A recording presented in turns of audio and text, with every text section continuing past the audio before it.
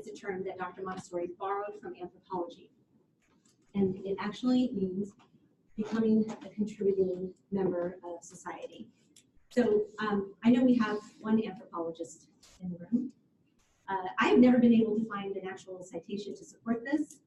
I was unfamiliar with the term is used that way. So. Yeah, so it's interesting. But that is Montessori training is it's oral training. So it's more of an oral history. So this is how the training becomes passed down. So normalization is about becoming a contributing member of society.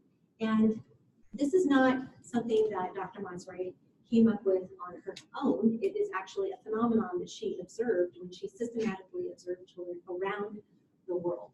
And she tells us this phenomenon of normalization is only achieved through intense activity and real concentration. So when children engage in intense activity, generally hands-on activity, and they are engaged in real and deep concentration, they will emerge from that concentration showing these traits. They will have a love of work. They will be able to concentrate for longer periods of time over time. They will show discipline, and they will show what she called high sociability. So for instance, as an example of high sociability, you might have a child, for instance, who's bouncing off the walls and kind of, very impulsive, but then they engage in this intense activity and real concentration, and they emerge from that and they're actually calm. And then they're able to engage effectively with other people socially. So Dr. Montessori noticed this phenomenon in children in her schools around the world, and she said that it is the most important single result of our whole work. So this is a fundamental construct of Montessori pedagogy. But the thing is about this construct is that it is, as one teacher trainer said to me, it is a nebulous construct. It is very fuzzy. I mean, what does love of work look like? What does discipline look like? What does high sociability look like? What are these things? What do they mean? So they learn about this construct in training. They learn it is the single most important result of our whole work, and yet it's fuzzy. So what would be then an unintended consequence of that training? Anyone want to guess? Well, you can have teachers who have differing conceptualizations of normalization. The single most important result of our whole work, yet our training, in our training, this is a nebulous construct, and so now we have teachers who have very different views of what this construct actually means. And then there's another unintended consequence of that, which is they will have differing views of how to foster normalization. So if they have, subjective views, well, I think it's this, and therefore I'm going to foster that via this, then another teacher's going, well, I think it's that, so I'm going to foster normalization via this, right? Now, this leads to yet another unintended consequence. What might that be? Anyone? All right. But I don't want unintended consequences from hurting your It's not hard. I didn't know what it was. You kept walking towards it. I was Thank you. twist the ankle on it. It's all I can concentrate on. Sorry for interrupting you, but you were making me nervous. Thank you for being aware of my shoes. So another unintended consequence of this training is that you have a teacher evaluation process that is compromised, right? So Charlotte Danielson, in her work, she talks about, for instance, being in a situation where she was a teacher in the classroom, and the children are engaged in this very messy work, some sort of science work. The principal comes in to do his classroom observation. It seems like there's kind of a lot of chaos going on, but she's like, this is good stuff happening here. And the principal, after being in there just a couple of minutes, walks up to her and says, I'll come back when you're teaching. And she's thinking, okay, I am teaching. What do you think is happening? right? So when you have this situation, what is he evaluating her on, right? They have two different ideas about what teaching is. And we already have issues in teacher evaluation. Teacher effectiveness. How do we actually define that? How does content knowledge and pedagogical knowledge contribute to teacher effectiveness, however we define that? And then also classroom observations. How are you able to discern through classroom observations, which are highly subjective, whether or not a teacher is effective? So teacher evaluation is already a complex problem to begin with. Now, when you add to this that you have different conceptualizations of major constructs within your pedagogy, now you have an even bigger problem. And guess how much teacher evaluation literature we have in Montessori? Yeah. We have none. We don't have any. Now, we also don't have evaluation protocols from our professional and training organizations. So I will say that the National Center for Montessori in the public sector has been working on a teacher evaluation system, and that's actually based on Danielson's work. But there's always going to be some issues because Montessori is a completely different framework, right? It's a framework that actually begins at birth and in our schools goes through adolescence, although her framework also includes adulthood. It goes through what she calls maturity. Our framework is also very holistic and child-centered. You can walk into a Montessori classroom and not be able to find a teacher. Where is the teacher? She could be sitting on the floor with a small group of children. She could be getting supplies from a cabinet. She could be momentarily outside of the room. And the children are still engaged. And also in Montessori, we don't have standard assessments, especially in independent schools. Independent Montessori schools, state pedagogy will not provide tests. They don't do standardized tests. They won't even do weekly tests for the children. So there is no testing that's going on. Instead, the children will engage in one-on-one meetings with their teachers. It's almost like having a meeting with your supervisor. You will see 6-year-olds, 6.5-year-olds in the elementary.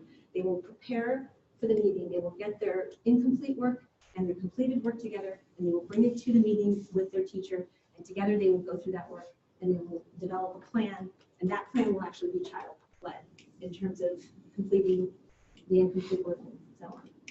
So we don't have in Montessori a way to go, okay, well, we have this teacher evaluation process, and now we're going to look at students' test scores, so this is another measure that we can use. We don't have that kind of measure in Montessori. But there's another issue with Montessori. So these are her 4 planes of development. And the issue is that normalization, she tells us, at least through her writings, because she only writes about normalization in the books that discuss the first plane of development, which is newborn through age 6. This is the only time that she talks about it. So we end up then with teachers who think that normalization only occurs during the first plane of development. And it's the single most important result of our whole work. And yet at the same time too, you will hear in practice, teachers use this word normalization to describe their classrooms and individual children at all program levels. But because in training, it's only taught at the 3 to 6 level, and other teachers get some training in what normalization is, but not for their level, if that makes sense. So what would be an unintended consequence of this? Teachers stop doing it. Sorry? Teachers stop focusing. Or they do it huge amounts of variation. Huge amounts of variation. When they come out, you end up producing teachers who, once they're actually in the environment with actual children, they will develop a low sense of teacher efficacy pretty quickly, right? So, teacher efficacy. This is beliefs about one's own ability to influence student behaviors, performance, and outcomes. This in particular is personal teaching efficacy. Teacher efficacy is a construct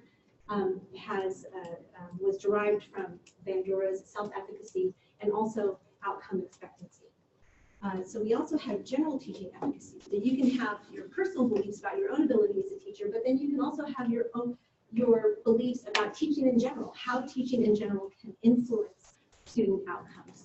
So if you have teachers who have low teacher efficacy in an environment, in a Montessori environment, because they think that normalization only occurs in the first plane of development, maybe they will persist with children who don't show normalized behaviors, whatever they think those behaviors might happen to be.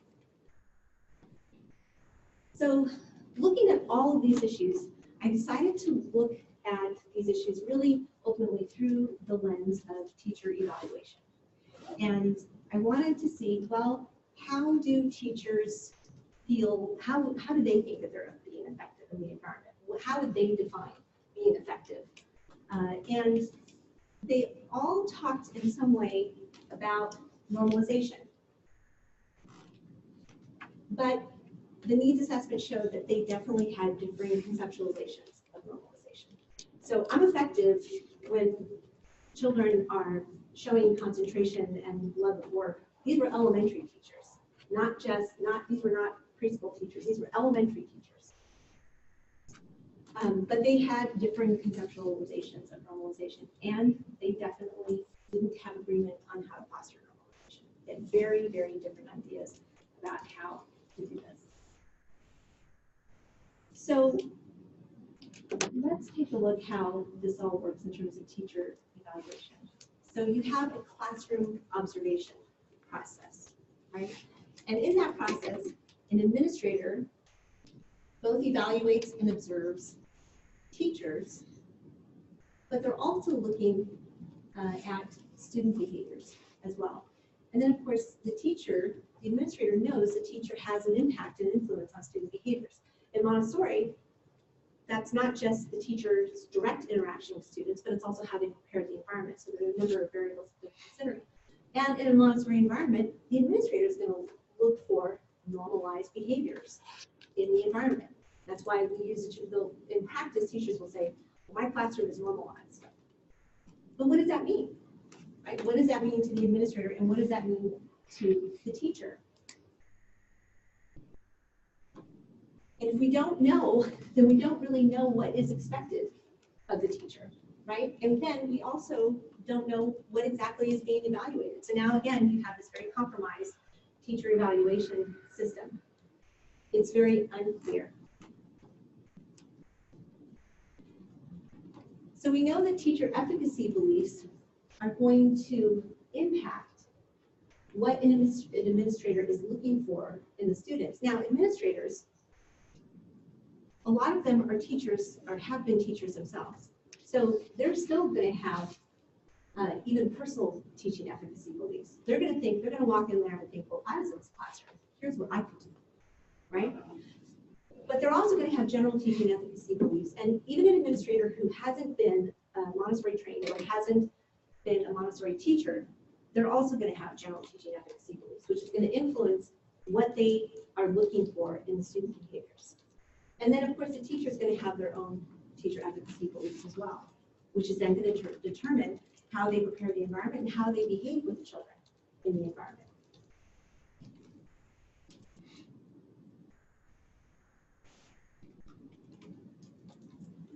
And what influences their teacher efficacy beliefs is their own knowledge and beliefs about normalization, whatever their particular conceptualization is.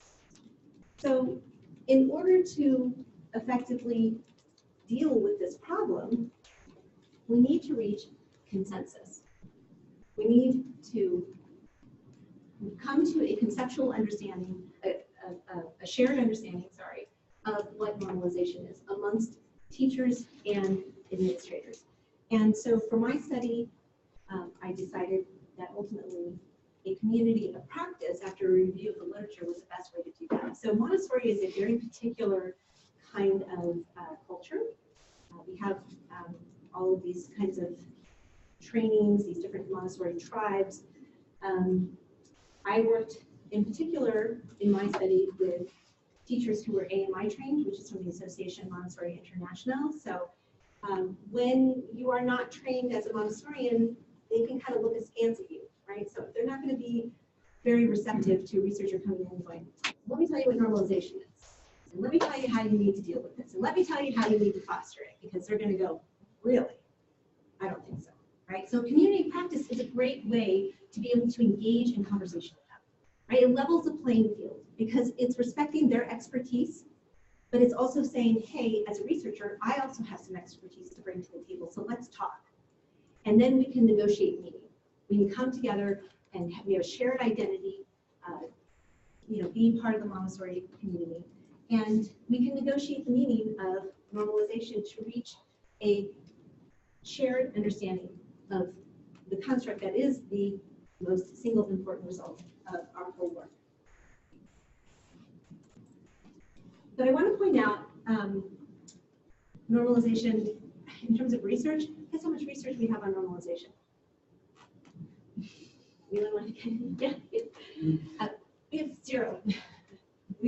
And that actually is an area I think that is kind of ripe for some research to be done. But right now we don't have any. So in thinking about coming to a shared understanding of normalization, is there another construct? Is there a construct in the existing literature that we could actually map it to? Does it align with something that already exists? Because that would be a good place to start, right? And actually, there is self-regulated learning.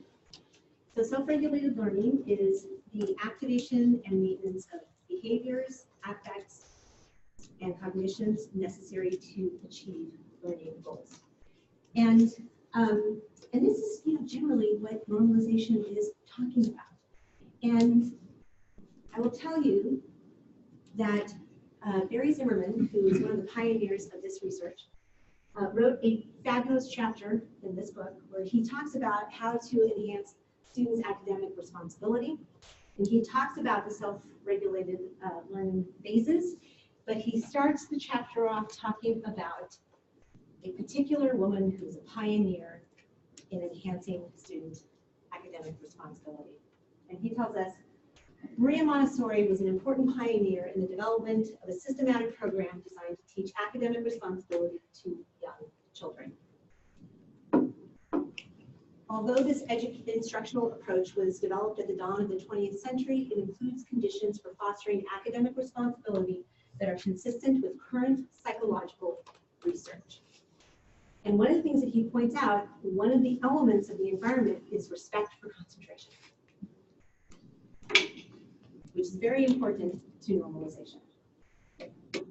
So in our community of practice, looking at this problem of practice, the teacher evaluation, we not only discuss normalization, but self-regulated learning was also introduced and discussed. And I'll talk a little bit more about that in a second. But at first I want to give you an overall idea of the design of the research. So it was an exploratory and ethnographical approach, a pedagogical development program. That's what we call this, a pedagogical development program grounded in the community of practice, guided by teacher efficacy theory. The participants included 3 AMI-trained elementary teachers. It also included their AMI-trained administrator and a researcher, which is me. We held bi-weekly meetings. We had one-on-one interviews, so I met one-on-one with each of them. I also observed in their classrooms, and all of this occurred over a period of 6 months. And specifically what we did is we first talked about their knowledge and beliefs. We brought to light their differing conceptualizations of normalization. So we spent a lot of time talking about that. We came to a shared understanding of normalization. And then I introduced some literature on self-regulated learning. Introduced that literature and introduced them the strategies of self-regulated learning. And then we spent the rest of the time mapping normalization and self-regulated learning. The mapping went back and forth. So the data sources for this study included the Teacher Sense of Efficacy Scale long form. It's a Likert scale. I, however, changed it to constructed responses. I wanted to get more information about their knowledge, thoughts, beliefs.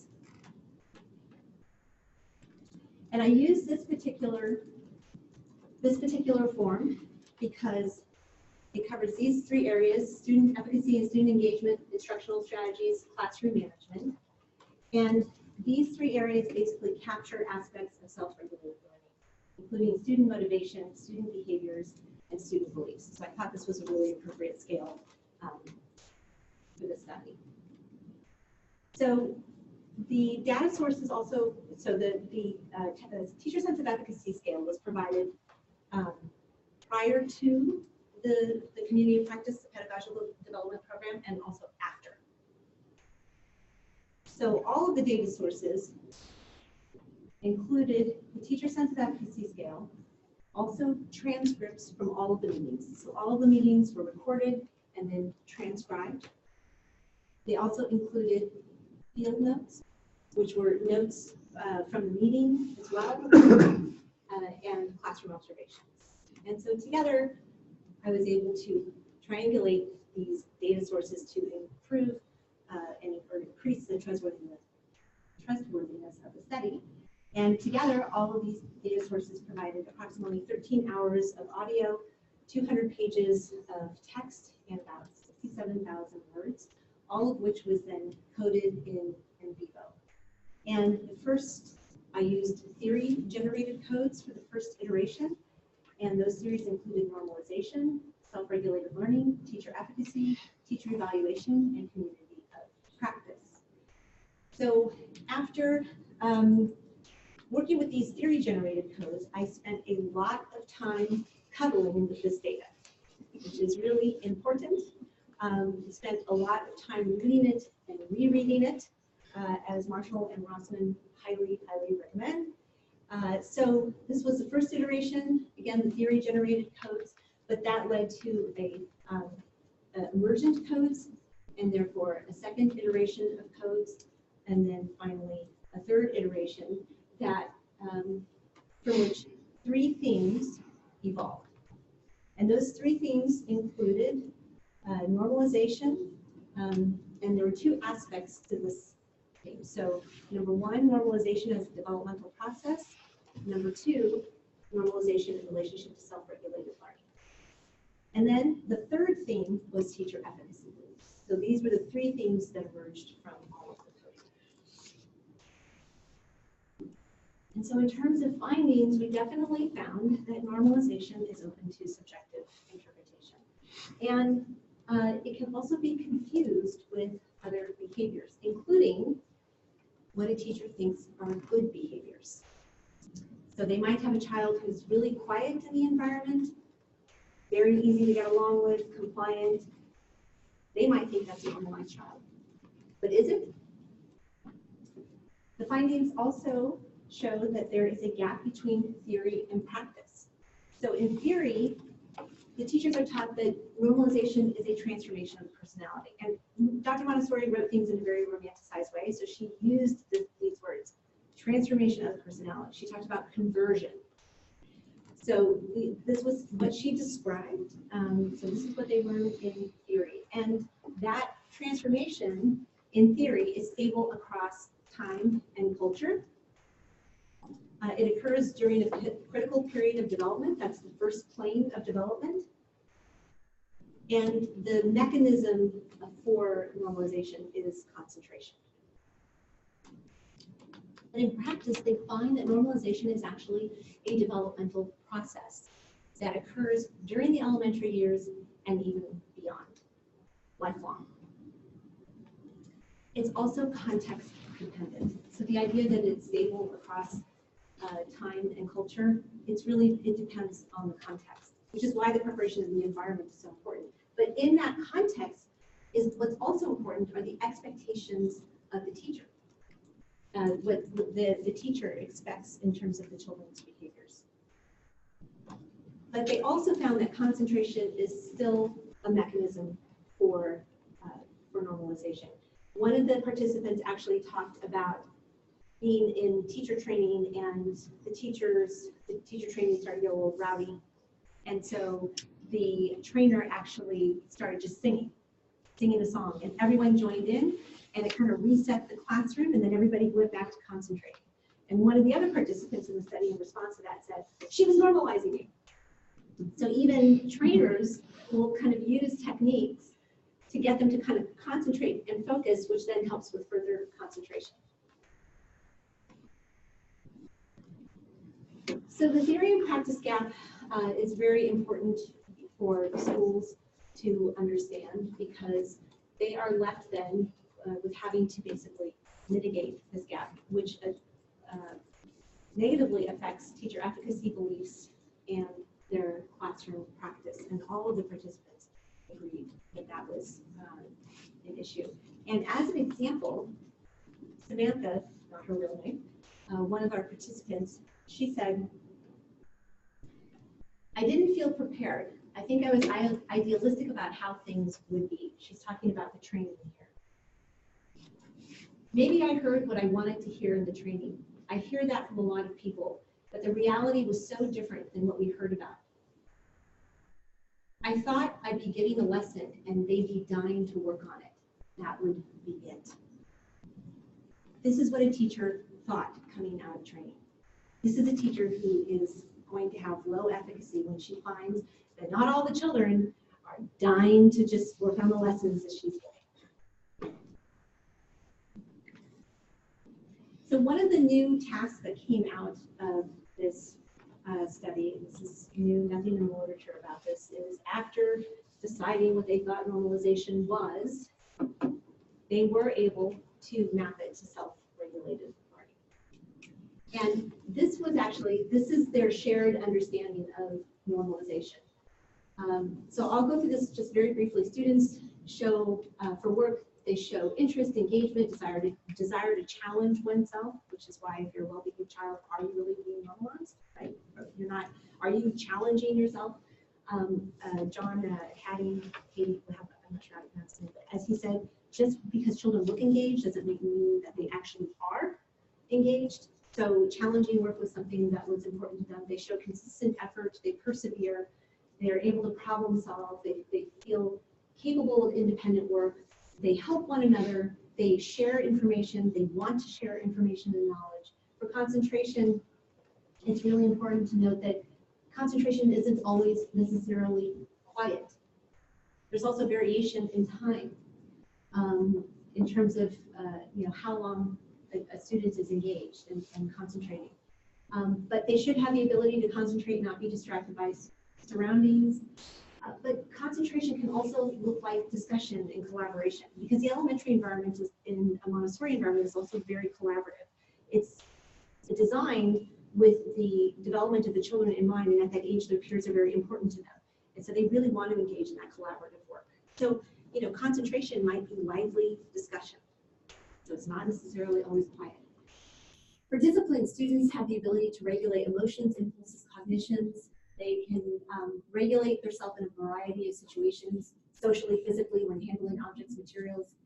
And the teachers thought that these behaviors, self-evaluation, self-reflection, self-awareness, awareness of social norms and etiquette were required for self-regulation.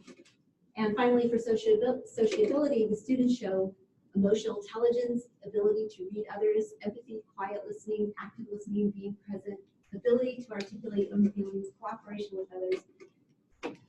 I'm just going to say right now, I don't know adults who can do this, right? And then this is actually something that we didn't have time to discuss. These are very high expectations.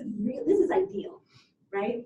So that's something else that could be explored in further research, because we're looking towards an ideal, but might that ideal again impact our practice in different ways? How, that's something else to consider and explore.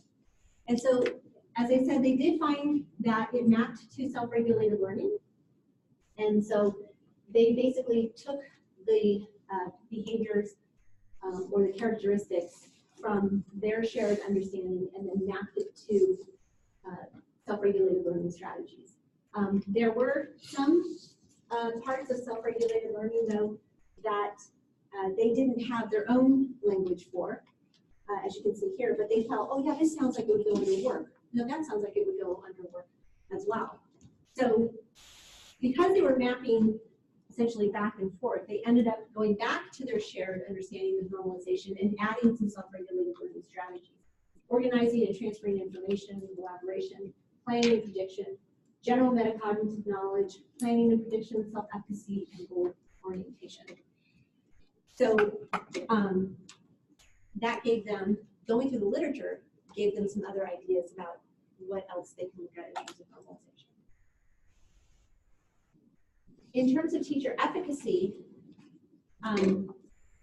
we definitely found that a change. In the pre-responses, the responses were actually very teacher-directed, which frankly, I as a Montessorian was very surprised at. It was very kind of like, I need to do this to the children. I need to remind them of the rules. I need to say the rules more often. I need to do this to the children. It was kind of the running theme through a lot of their responses. But in their post responses, the responses were more the children and I, we together. It was much more student inclusive, which is much more Montessori, actually. And they also included self-regulated learning strategies like self-evaluation and self-reflection. So we definitely saw a change in their reported teacher practices. And I want to note too that this change, this particular school was so busy this time of year. They had admissions processes that they were going through, which requires meetings, lots and lots of meetings with new families because they need to make sure that new families are on board, blah, blah, blah. So they didn't really have, I asked them a lot, they did not have a lot of time to really talk about this outside of our pedagogical development program. And so it's likely that the changes are really due to this particular process, to this program, because it allowed them to engage in verbal persuasion experiences. And they were able to share strategies. There was a lot of time spent with strategies, particularly when self-regulated learning was also introduced. That gave them a new way to kind of think about the strategies. And with respect to teacher evaluation, we didn't really have sufficient time to discuss this in depth, but they did agree and acknowledge that classroom observations are highly subjective and that lacking consensus can exacerbate that issue. And this can basically render teacher evaluation programs invalid and unreliable. And with respect to the community practice, we were able to establish it. All of the criteria for establishing a community practice was met.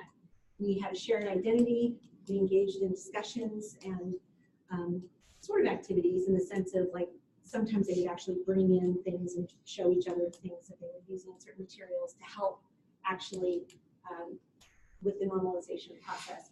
And they shared resources. And the teachers themselves, the participants in the study, really value the time to deeply explore normalization, and they really valued mapping it to an existing construct, to self-regulated learning. They felt that the self-regulated learning literature and the strategies actually made normalization less fuzzy and more concrete. So in terms of conclusions, this is the first study of its kind in the literature, so I'm pretty excited about that. And clearly we have a pedagogical development program grounded in the community of practice, guided by teacher efficacy.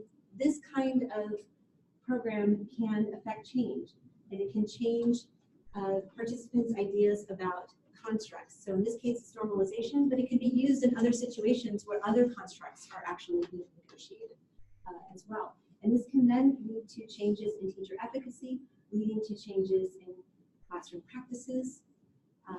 And in this case, it led to an increase in self-regulated learning strategies in the environment.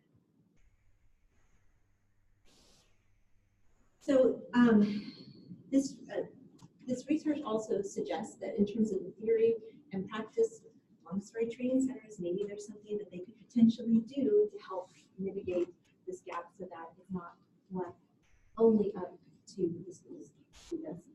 And also, the schools schools understanding this gap can really help them to better support their teachers, because teacher evaluation is not just about evaluating, it's about supporting the development of your teachers, right? Their growth and development. So if schools can really understand this, and they've been very receptive, I have actually shared this research with, at this point, thousands of Montessorians and several schools. I've shared it at conferences and shared it in workshops at actual schools.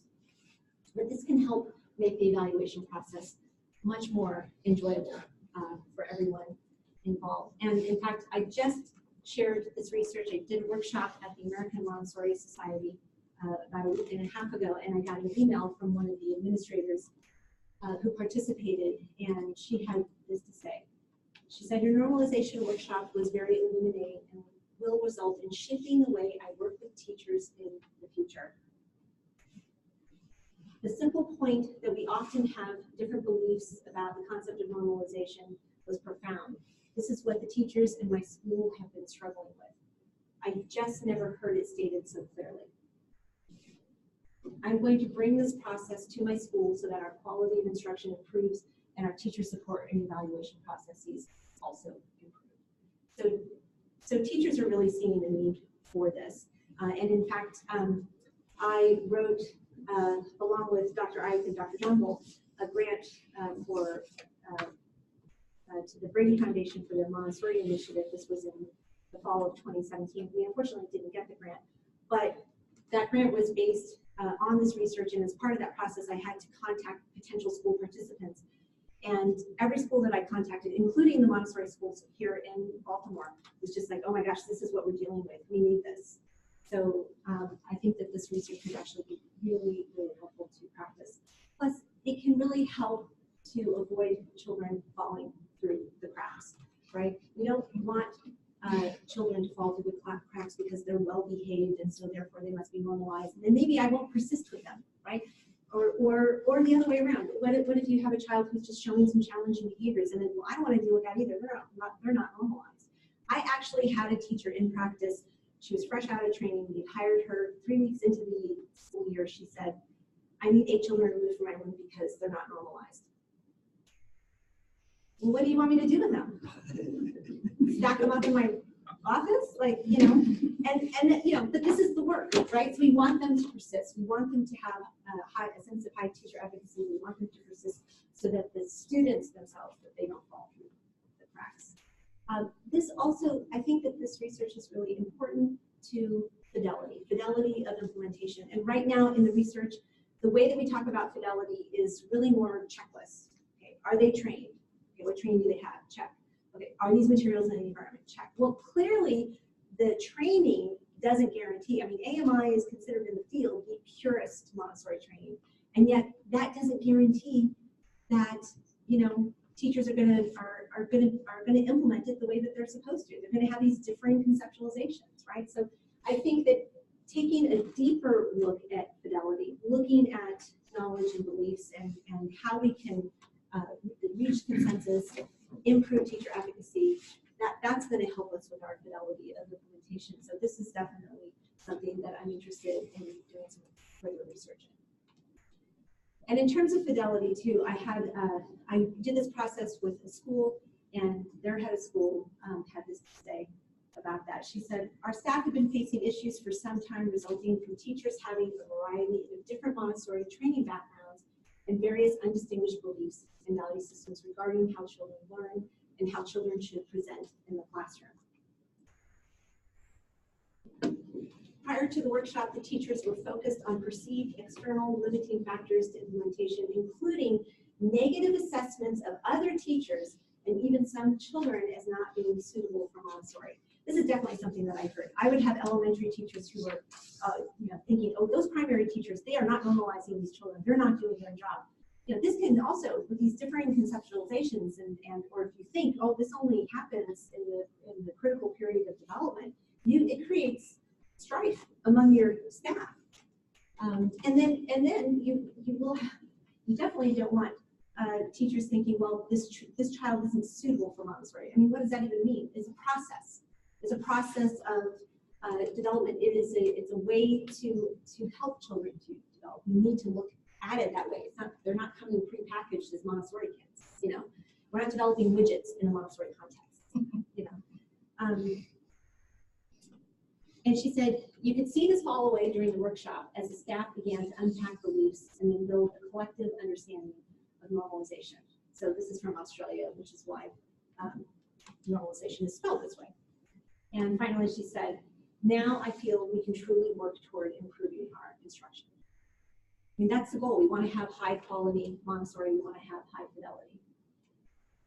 And also, the fact that we were able to map normalization to self-regulated learning, I think this creates a bridge. It creates a bridge between Montessori educators and conventional educators. It allows us to be able to have a conversation in a common kind of language, and you know, hopefully inspire you know, these kinds of holistic types of practices also within conventional education. Okay, so I just also very quickly want to explore systems, because this is actually related to this research that I just showed you. Systems are, well, I'm trained as a family systems therapist. So when you're trained in that way, we talk about the identified patient. So a family will bring you an identified patient and they'll say, this identified patient needs treatment. Okay, fix them. And then you go, okay, yeah, I'm not a car mechanic. That's not really how this works. But we work with the whole family system, because you may have an identified patient that is symptomatic, but they may not be the ones who actually need the treatment. It might be another part of the family system that needs the treatment. Maybe it's the parents. Maybe it's the grandparents. I mean, you don't even want to you're shaking your head. Why aren't you? No, it can't be the parent. So I just want to be clear about that. Yeah, it's definitely not the grandparents. That's what they would say. But you want to work with, ideally a family therapist works with not just the immediate family, but other important family members or even adults, maybe other caretakers that are involved in that system. And so you want to figure out, there's another different part of the system that we need to work with. And Montessori teachers are, they are trained through the pedagogy, which I'll talk about in just a minute, through systems. But one thing that they didn't think about, I feel like, in the participants in my study, it was like they forgot about their self in the system. And so kind of what we were doing is, through that process of negotiating normalization and bringing our biases to light, you know, recognize, like one teacher said, you know, I finally figured out that, like, I really like quiet children. So I think that when the students are really lively, that they're not working. And I was listening to them and realized, oh, they are working. But she had a bias that she wasn't aware of, right? And so this process that I took them through gave them an opportunity to examine, as Nicholas, who's a family systems researcher, said, their self in the system. It gave them an opportunity to really look at that, because they were thinking in this very linear way. Well, I need to do this to the children, right? They were thinking in this way. They weren't thinking in a systems way, which again is surprising, because particularly at the elementary level, the elementary curriculum is designed to lead a systems perspective for students. And this is what Dr. Montessori referred to as the universal syllabus. And she called it cosmic education, which sounds a little woo-woo, but that's not that's not the intention. It's really to show the interrelatedness and the relationships between all of these things. And so when an elementary teacher gives, for instance, a lesson on the Pythagorean theorem, she doesn't say, okay, we're going to sit down, we're going to have this lesson now on the Pythagorean theorem. She says, come, let me share a story with you. Let me tell you about these people who lived on the Nile. They were ropers. And then she takes out a rope. And she said, yeah, so the Nile would recede every year. And then they would have to reconfigure the property lines to determine how much each landowner owed in taxes. And so they would use these ropes and they would figure out the property lines. And then she would engage in that activity with the students. And then she would say, so this is the formula that they use. And then she'd pull out a material that actually shows concretely the Pythagorean theorem. And then after the children understood, she felt that they understood the concept through questioning and what they call a 3-period lesson, she would then say, yeah, this is a Pythagorean theorem. So now they've had a little bit of a history lesson. Now they're thinking about like, how else would you use this? So it's not like we're having a math lesson right now. It's all integrated in this very kind of organic way. But I think it's so interesting that the teachers in my study, it's like they lost their systems perspective, right? They didn't have it. And because, this is what conventional school looks like, and this is what most of us have experienced in school, right? This is the grammar of schooling that Tayeb and Cuban refer to, right? So this is, students segregated by grade, subjects taught in isolation, teacher, at the front of the room. This is so ingrained in all of us. And, very few Montessori teachers have actually been through Montessori themselves. But I will tell you that even at a talk that I recently did in Australia, and I talked about this grammar of schooling, I had a woman who came up to me after the talk and she said, I will tell you, this is so ingrained in us that I was a Montessori student through high school. I didn't go to conventional school until I went to university, and when I think of school, I still think of this.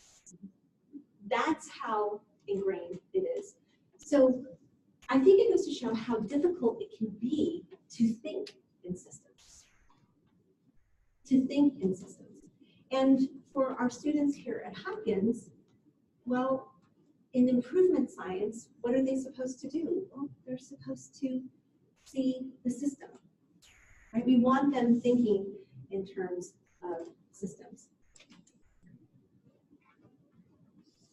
But in this particular address, last year at the 2018 summit, that they had, Bright tells us, is it Bright or Bright? Right? I think, yeah. He says, we started using new words like improvement science. And we don't fundamentally change how we think and act in our professional lives. So I would say, yeah, improvement science and systems, right? It doesn't, we know these terms and we use these terms, but are we really thinking in this way, right? It's because so much, again, of what we have learned in terms of how to think, we've been steeped in the mechanistic Newtonian reductionistic perspective. And that's fine, right? That's given us a lot of information, but how do we then also train ourselves to really think in this systems way? And this is a paper from John Sterman, who's one of the researchers in systems thinking and education for sustainability. And he says, systems dynamics is also a worldview, a paradigm in the sense of Thomas Kuhn. Okay, systems dynamics is not exactly the same as systems thinking, depends on who you talk to in the field, but depending on who you talk to, it's sort of a part of it. But it's that idea that, again, systems thinking, that's really a paradigm shift. That is a shift in terms of how we view the world. And so what I want to do as an instructor, as a professor, is to look for systems everywhere, to look for it in our content, not just in articles that talk about systems, but in other content that we provide. And then I also want to make those systems explicit, and I want to encourage and I want to inspire the students to explore the content for systems. Where do you see them? Let's talk about them and make those systems explicit, because I will tell you, having been trained as a therapist and having some experience in therapy, it takes a lot of discussion to change perception. It takes a lot of discussion. And you have to have, you're kind of having the same conversations almost over and over and over again. And then finally you get to a point, and it could take months, it depends on the person. But that shift in perception, that shift in thinking will happen. And then suddenly, somebody comes in and they go, oh, I thought this occurred, and then I thought blah, blah, blah. And you're sitting there thinking, oh, yes, this is exactly what we've been talking about for 6 months. But now it's really starting to sink in. So it's not, we're just going through the motions and we're saying these words, but we're actually having that deeper understanding, that transformational moment in our learning, right? And we also, I want to also look for systems thinking in the online discussions. How are they talking about things? Are they really, does their discussion show that they're thinking about systems? And then I also want to make assumptions that are in the literature explicit to help them think outside of current systems as well. And just as a brief example, in one of the courses that I taught last fall, actually in both the MBSL and the Explorations course, I noticed that there was a lot of kind of linear talk about the brain. It was just, it was very modular. So even in one discussion, a student was said, well, I was in this situation and one part of my brain did this, and then another part of my brain did that, right? And I thought, oh, wow, so here we are, we're talking about this really highly complex system, and we're thinking of it in terms of these very linear, modular ways.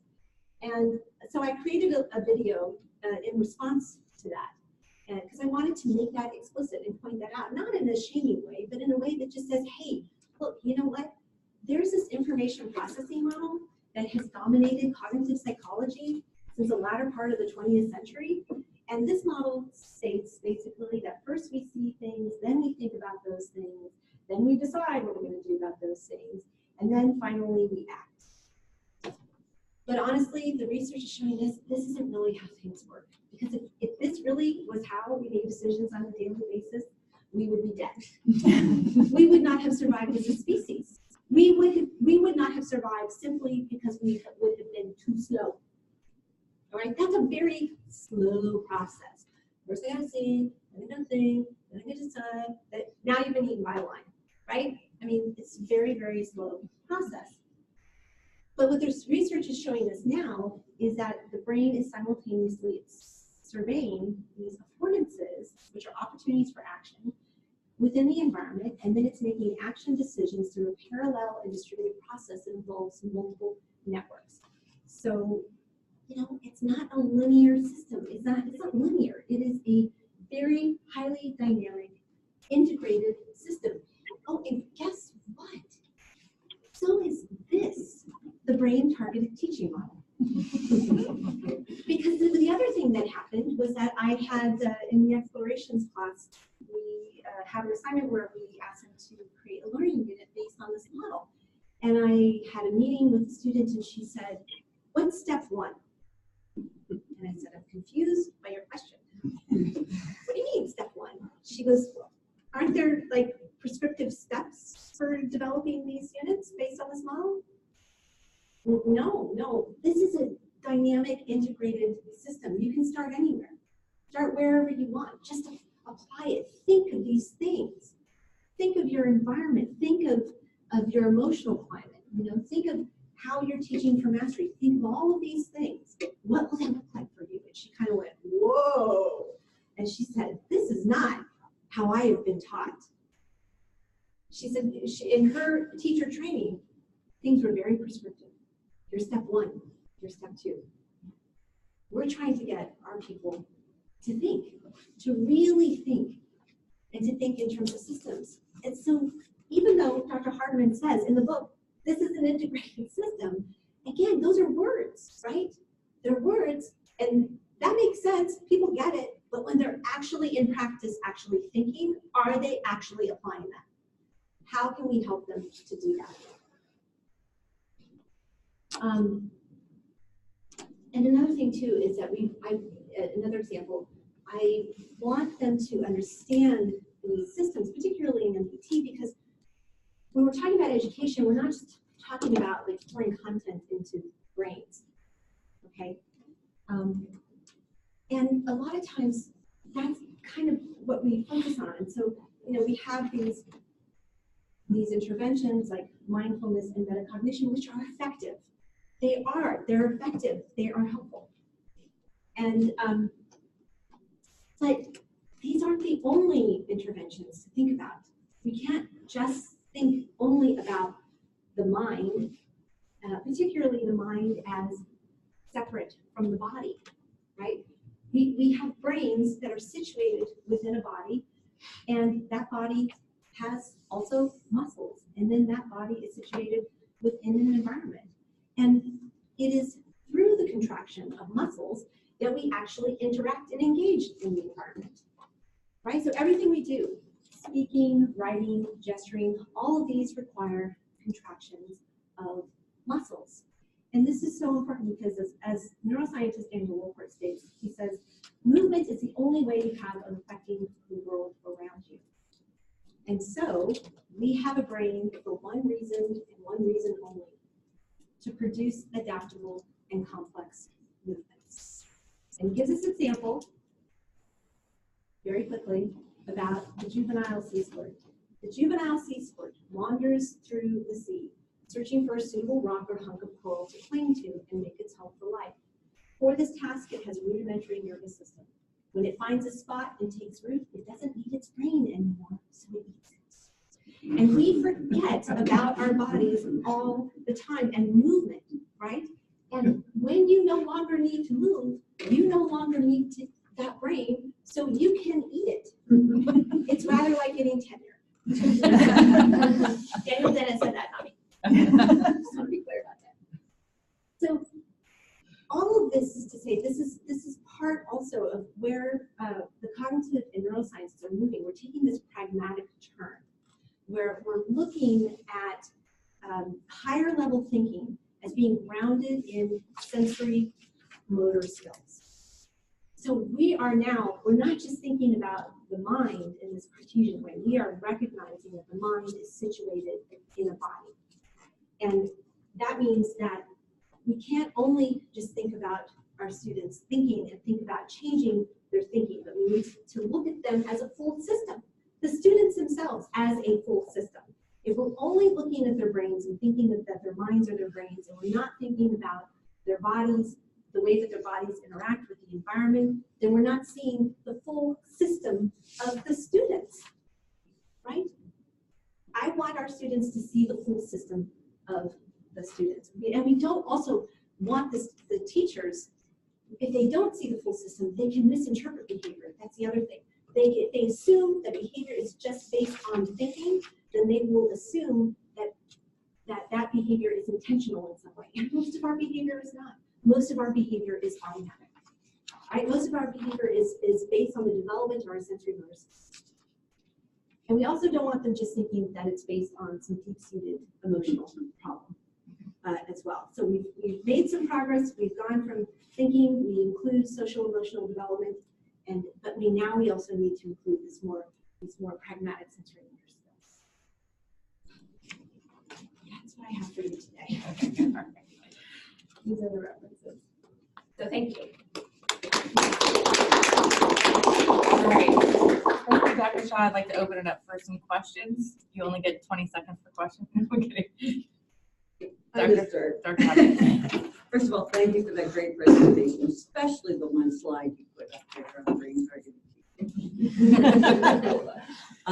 So, you talked about the bridge, and I have, like you, thought for many, many years that there are some really gems in Montessori education that actually have been, but could be more, informing conventional instruction, right?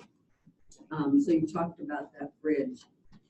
So I wanted to focus for a moment on the idea of self-regulation and really how probably every educator, from those educating young children to older people, want their students to display self-regulation and the importance of that, and how Montessori, without calling it self-regulation, calling it normalization, has been observing this and paying attention to it for, over 100 years, right? Yeah. So I think the Montessori community is really right to do something that I'm going to throw out there and just get your reaction to.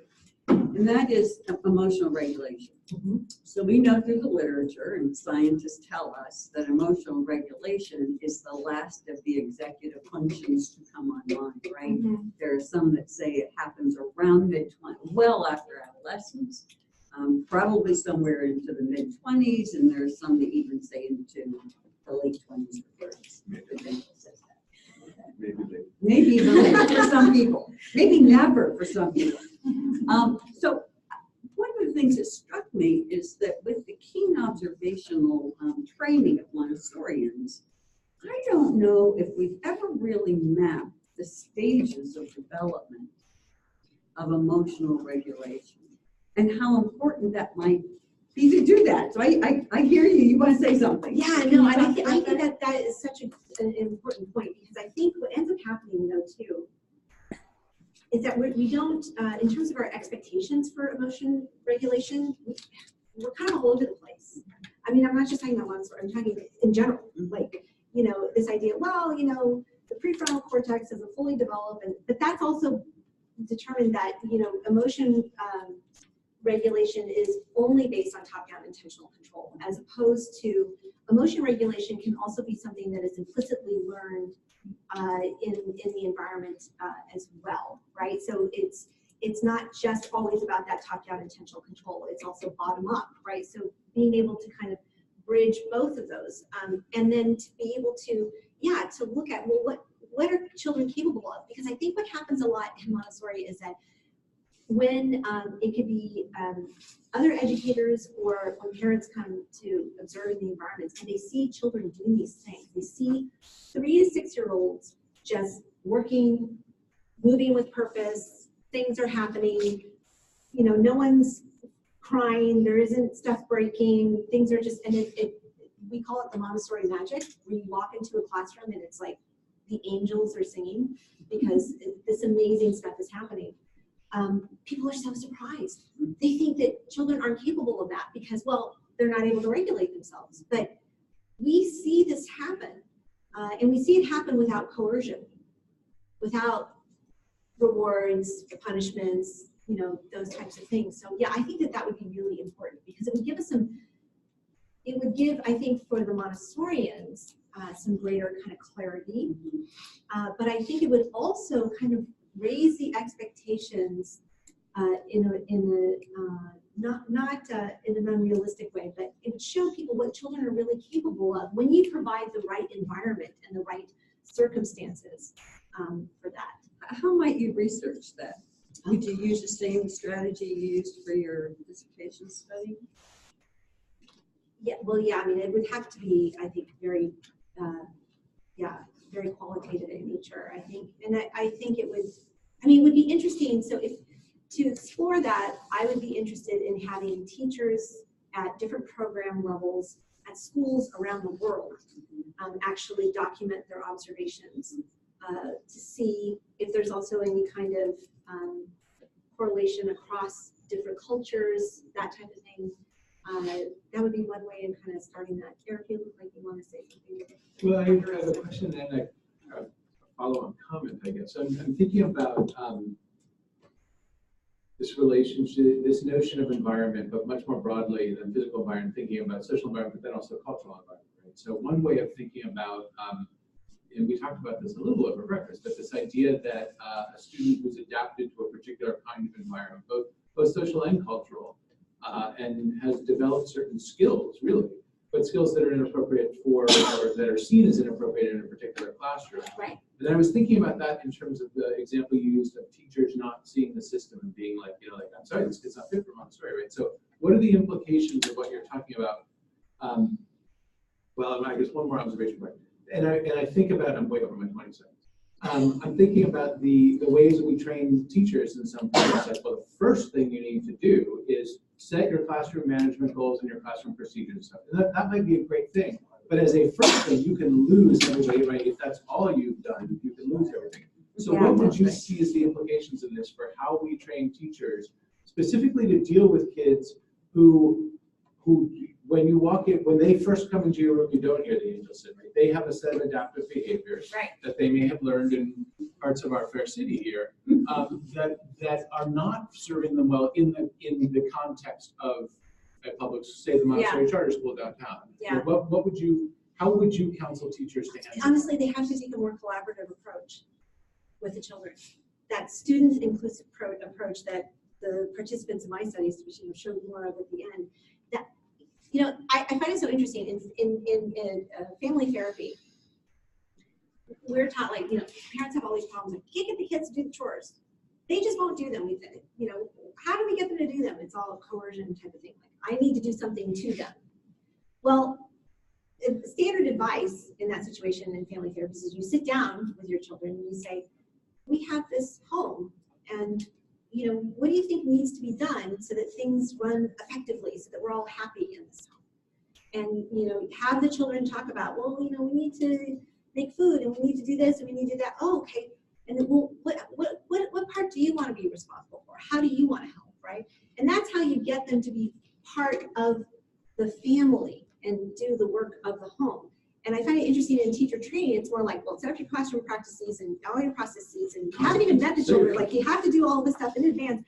You don't even know who the kids are when they're coming in yet. You haven't had time, you know, to observe them. I think it's also difficult because you're also in an environment where all the children are the same age. So that also, that in and of itself forces that the teacher has to be more teacher directed. You know, whereas in a mixed age classroom, we have kind of quote unquote mini teachers, and you start the school year off and you have children who are going to be new to the classroom, but that's probably only going to be a third of the class. The other children have been in that same classroom with that teacher. It's a community. And I think part of the problem is that in conventional education, we don't, in teaching, that we don't really kind of address that community aspect as much as we should. And what does that look like in practice? How do we then collaborate, you know, with the students? And that's something we were talking about at dinner last night. We're always talking about what to do to students, but we're not asking them what they think. They're the ones who are experiencing and having their experiences in the environment. I mean, we're making headway because researchers are now recognizing we can't just do this top-down approach, right? We have to collaborate with practitioners. That is incredibly, incredibly important. They're on the front lines with the students. But what about the students? So if they're really young, maybe you're not asking them their opinions, but you're doing what Dr. Montessori did, and you're actually taking the time to observe what it is that they need. But the environment provides time for that. Time is essential. But it strikes me that it's almost a sort of like ethical argument for participatory action research methodology. And yeah, I mean, I think because I've actually been at when I was a head of school, and you know, I'd have to go represent the school at, you know, parent fairs or this type of thing, right? I would actually have high school students who would sometimes come up and ask questions about Montessori, and I'd explain it to them, and they would say, "Oh man, I wish my schooling was like that." You know, how often do we give students the opportunity to design a place where they want to come to? Like they're active agents, and we don't spend enough time actually thinking about their agency. We spend more time thinking about how we just need to like get them to do these things so they can achieve. But that goes back to your point with Merton, though, about the unintended consequences, right? Unanticipated consequences of making a purposeful act. Yes. Every time you take that purposeful action, Yes. there's a series of unintended consequences that will follow that. Yet at the same time, the struggle of can we actually, over time, understand what those unintended consequences could be. Exactly, and that's one of the things we were talking about. That's what Dr. Rice was alluding to about our discussion this morning, is that, you know, like executive functions is becoming really big in education. This is a really, really hot topic, and it kind of scares me in a way, because I look at it and I see like, oh gosh, this is just going to turn into compliance, right? Because the way that we're looking at executive functions is top-down intentional control. We're not actually thinking about the automaticity of movements that are developed through interaction with the environment, right? So what is unintended consequence or unanticipated consequence of that? Well, you know, we're going to make these judgments, and we're going to focus on how do we get them to comply, and we're not going to recognize it. You know, maybe the behaviors that these children are demonstrating that help them to adapt to the environment that they're in, and that's really what executive functions is about. It's about adaptation. And if your environment is violent and chaotic, then maybe the behaviors that you're demonstrating at school, those behaviors allow you to adapt and survive in your home environment. So it's a social justice issue too, right? Then we get back into, you know, the fact that we have institutional biases, racism, things of that sort. I mean, we need to take all of these things, I think, into consideration, but we have to look at these systems again. We have to think in terms of these systems. If we're only thinking about their heads, then, you know, we're thinking in a modular, linear way. how do we get that head? Well, thank you so much, Dr. Shaw, for this wonderful talk. You can all fill out the form and either email it to me or leave it on the table over here. Face down, please. I would love that. All right. All right. Thank you again. I know. Thank you all to everybody who joined us online. Thank you, Laura. Thank you. Yes, I am. Presenting at this conference. How do you want me to present? What's the, like, really ask me this.